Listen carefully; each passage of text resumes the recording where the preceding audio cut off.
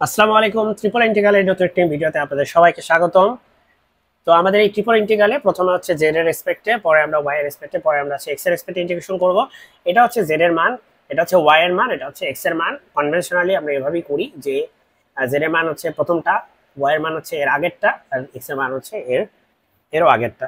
So এই প্যাটার্নটা হচ্ছে আমরা মেনটেন করব, এটা আমাদের মাথায় রাখতে হবে। এনিওয়ে, এখন আমরা ম্যাথটা শুরু করি। তো আমরা যেটা বললাম যে প্রথমে আমরা হচ্ছে এই জেড এর রেসপেক্টে ইন্টিগ্রেশন করব। তো সেক্ষেত্রে আমরা দেখেন জেড এর রেসপেক্টে এটা কিন্তু কনস্ট্যান্ট, এক্স আছে এখানে ওয়াই আছে, এক্স আর ওয়াই এর কোনো কিছু আছে, তার মানে জেড যেহেতু নাই তার মানে এই পার্টটা কনস্ট্যান্ট। আর কনস্ট্যান্টে যদি ইন্টিগ্রেশন করা হয় তাহলে সেটার সাথে জাস্ট একটা জেড গুণ হয়ে যাবে, আর কিছু না। কনস্ট্যান্টের ইন্টিগ্রেশন করার ক্ষেত্রে জেড এর রেসপেক্টে ইন্টিগ্রেশন করতেছেন তো শুধু জেড একটা গুণ হয়ে যাবে, ঠিক আছে? তো এই ব্যাপারটা একটু আমরা মনে করিয়ে দিই। ধরেন আপনি 5 এর ইন্টিগ্রেশন করতেছেন জেড এর রেসপেক্টে, তাহলে আপনার অ্যান্সার হবে হচ্ছে 5z, জাস্ট জেড একটা গুণ হয়ে যাবে, আর কিছু না। সিমিলারলি আপনার এটা তো একটা কনস্ট্যান্ট, তার সাথে একটা জেড গুণ হয়ে যাচ্ছে। এখন z টু দি পাওয়ার 3 এটার ইন্টিগ্রেশনের ফর্মুলা হচ্ছে z to the power 4/4, z to the power 4/4 এটা হচ্ছে এর ইন্টিগ্রেশনের ফর্মুলা। তো এটা কিভাবে, এটা হচ্ছে যে x to the power n এর ফর্মুলা আপনারা শিখছেন, যে x to the power n into dx integration করলে কি হয়, x to the power n plus 1 divided by n plus 1, সেই ফর্মুলাটা আমরা এখানে অ্যাপ্লাই করছি। তাহলে পাওয়ার যা থাকবে তা এক বাড়বে, সেই পাওয়ার দিয়ে আমরা হচ্ছে আবার ডিভাইড করে দিব। তা আমরা হচ্ছে আপার লিমিট আর লোয়ার লিমিট বসাবো। দেখেন আপার লিমিট বসাইলে এটা তো জিরো, জিরো বসাইলে এটা জিরো হয়ে যাবে, এটাও জিরো হয়ে যাবে। তাহলে প্রথমে আপার লিমিট হচ্ছে জিরো, আর লোয়ার লিমিট যদি আমরা বসাই ওয়ান, ওয়ান বসাইলে এখানে এখানে যদি ওয়ান বসান তাহলে এটা হয়ে যাবে 4x স্কোয়ার ওয়াই, ঠিক আছে? 4x square Y. আর এখানে যদি আপনি ওয়ান বসান তাহলে হবে 1 টু দি পাওয়ার 4, তারপর 1 টু দি পাওয়ার 4 মানে হচ্ছে 1, আর নিচে একটা 4 আছে। তাহলে আমাদের আপার লিমিট আর লোয়ার লিমিট বসানো হয়ে গেছে। আর dy ইনটু dx,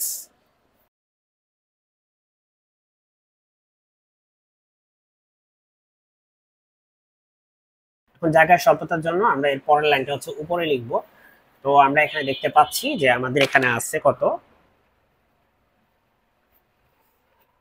তাহলে এই মাইনাস আর এই মাইনাস গুণ করলে হয়ে যাবে -4x²y, আর এই মাইনাসে মাইনাসে গুণ করলে হবে +1/4, +1/4। তাহলে হয়ে গেল -1/4 -4x²y। এটা ইন্টিগ্রেশন করতে হবে y এর রেসপেক্টে, তারপরে x এর রেসপেক্টে।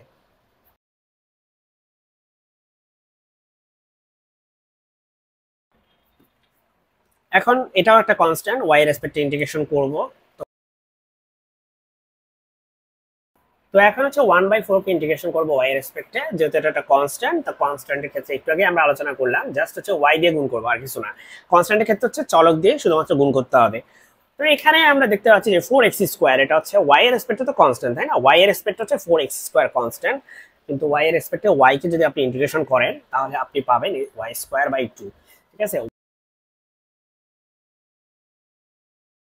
y এর রেসপেক্টে y কে ইন্টিগ্রেশন করলে যেটা হয়ে যায় y²/2, এটা আছে আমাদের ফর্মুলা। এটাগুলো অলরেডি আগে জানা থাকার কথা, সেটাই আমরা হচ্ছে এখানে ইউজ করছি।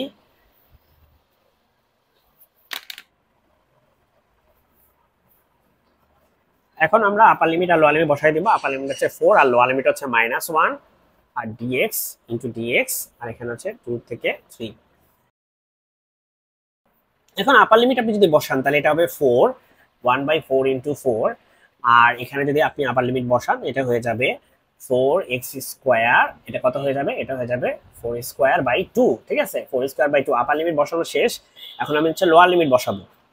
লোয়ার লিমিট হচ্ছে -1, -1 এখানে বসালে হবে 1/4 ইনটু -1, আর লোয়ার লিমিটটা এখানে বসালে হবে 4x² -1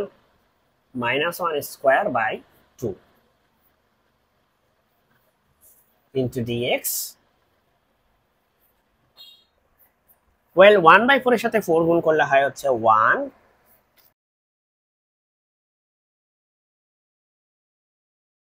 এখানে হবে 4² ডিভাইডেড বাই 2, তার মানে এখানে হচ্ছে 16, 16কে 2 দিয়ে ভাগ করলে হয় হচ্ছে 8, 4 8 32, তাহলে এটা হবে 32x², মাইনাস এখানে হবে মাইনাসে প্লাসে হচ্ছে মাইনাস হবে -1/4, আর এখানে -1² মানে হচ্ছে 1/2, তার মানে হচ্ছে এখানে হাফ, তাই না? হাফের সাথে 4 গুণ করলে হয় কত? 2, হাফের সাথে 4 গুণ করলে হয় 2, তাহলে হচ্ছে 2x স্কয়ার ইন্টু ডিএক্স।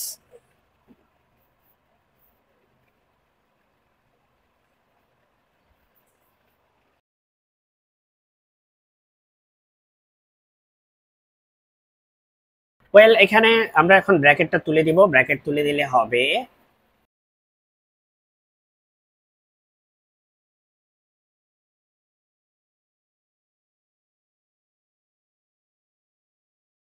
এই যে মাইনাস মাইনাসে প্লাস, এটাও মাইনাস মাইনাসে প্লাস হয়ে গেছে।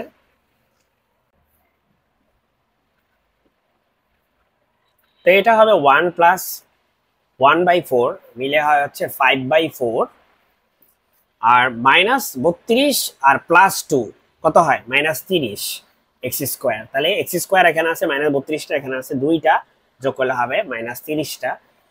এখন হচ্ছে আমরা এই ইন্টিগ্রেশনটা করব, খুবই সহজ একটা ইন্টিগ্রেশন। এক্স এর রেসপেক্টে আপনি ইন্টিগ্রেশন করবেন কনস্ট্যান্টকে, তাহলে এটা হয়ে যাবে 5/4 ইন্টু এক্স, তাই না?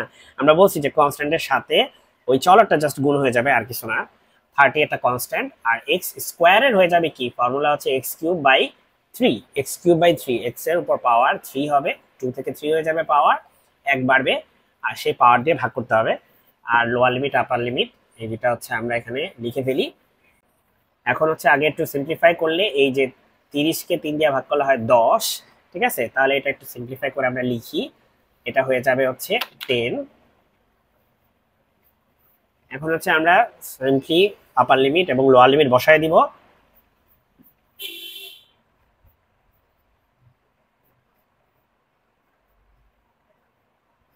দেখেন আপার লিমিটটা বসাইছি এখানে এবং আপার লিমিটটা এই জায়গায় বসাইছি। এখন হচ্ছে আমরা লোয়ার লিমিট বসাবো, 2 বসাবো এখানে এবং 2 এখানেও বসাবো।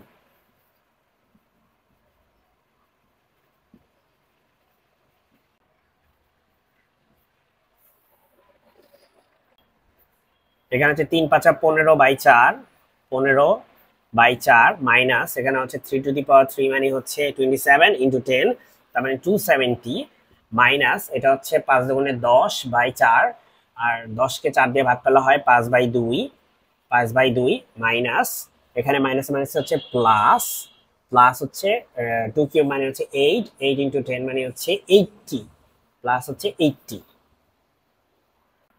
ওয়েল এখন হচ্ছে আমরা নেক্সট স্টেজে চলে যাই। চলে যাওয়ার দরকার নাই, শুধু বললেই হলো। ওয়েল এখন আমরা হচ্ছে লসাগু করব। লসাগু করলে এখানে 4, এর নিচে আছে 1, এখানে 2, আর এটার নিচেও 1। তাহলে 4 1 2 1 এর লসাগু হচ্ছে কত, 4 হবে। লসাগু হচ্ছে 4 হবে। আর আমরা এখানে পাবো হচ্ছে 4কে 4 দিয়ে ভাগ করলে হচ্ছে 1, তারপরে এখানে হচ্ছে 15 পাবো।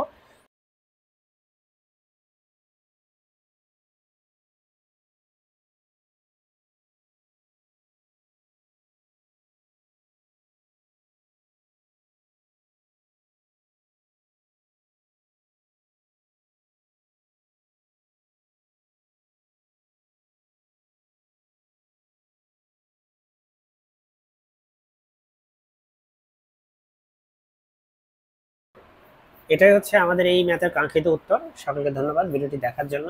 আল্লাহ হাফেজ।